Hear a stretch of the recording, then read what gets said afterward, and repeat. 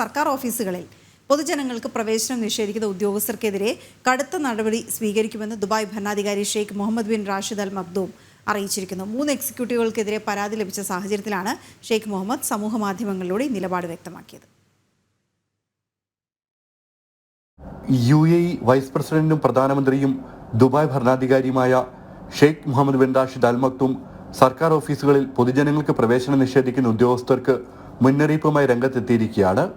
സർക്കാർ സംവിധാനങ്ങളെല്ലാം സ്മാർട്ടും ഡിജിറ്റലുമാണെന്നും ഓഫീസുകളിലേക്ക് നേരിട്ട് വരേണ്ടതില്ലെന്നും ചൂണ്ടിക്കാട്ടിയാണ് 3 എക്സിക്യൂട്ടീവുകൾ പൊതുജനങ്ങൾക്ക് പ്രവേശനം നിഷേധിച്ചത്. സ്വന്തം ഓഫീസുകൾ വലുതാക്കി വാതിലിന് പുറത്ത് മാനേജർമാരെ സെക്രട്ടറിമാരെ കാവൽ നിർത്തിയായിരുന്നു 3 എക്സിക്യൂട്ടീവുകളുടെയും പ്രവർത്തനം. സർക്കാരിന്റെ മിസ്റ്ററി ഷോപ്പർ പദ്ധതി വഴി സർക്കാർ ഓഫീസുകളെ കുറിച്ച് ഉപഭോക്താക്കൾ പങ്കുവച്ച വിവരങ്ങളാണ് ദുബായ് ഭരണാധികാരി പുറത്തുവിട്ടത്. ജനങ്ങൾക്കായി വാതിൽ തുറന്നിടുക എന്ന ദുബായ് എമിറേറ്റിന്റെ സംസ്കാരത്തെ മാനിക്കാത്തവർക്കെതിരെ നടപടി കടുപ്പിക്കുമെന്ന് അദ്ദേഹം ട്വിറ്ററിൽ കുറിച്ചു. ജനങ്ങളെ സേവിക്കുകയും അവരുടെ ജീവിതം സുഗമമാക്കുകയും അവരോട് നിരന്തരം ആശയവിനിമയം നടത്തുന്നതുമാണ് ദുബായിയുടെ വിജയത്തിന്റെ അടിസ്ഥാനം. ഈ ആശയങ്ങളിൽ മാറ്റം വന്നിട്ടില്ലെന്നും ഷെയ്ഖ് മുഹമ്മദ് ഓർമ്മിപ്പിച്ചു. മാറിയെന്ന് കരുതുന്നവരെ ഭരണകൂടം മാറ്റുമെന്നും അദ്ദേഹം മുന്നറിയിപ്പ് നൽകി. ഇതോടൊപ്പം എല്ലാ സർക്കാർ വകുപ്പുകളെ കുറിച്ച് സമഗ്രമായ റിപ്പോർട്ട് സമർപ്പിക്കാനും ഉദ്യോഗസ്ഥരോട് ഷെയ്ഖ് മുഹമ്മദ് നിർദ്ദേശിച്ചു. ജനം, ദുബായ്.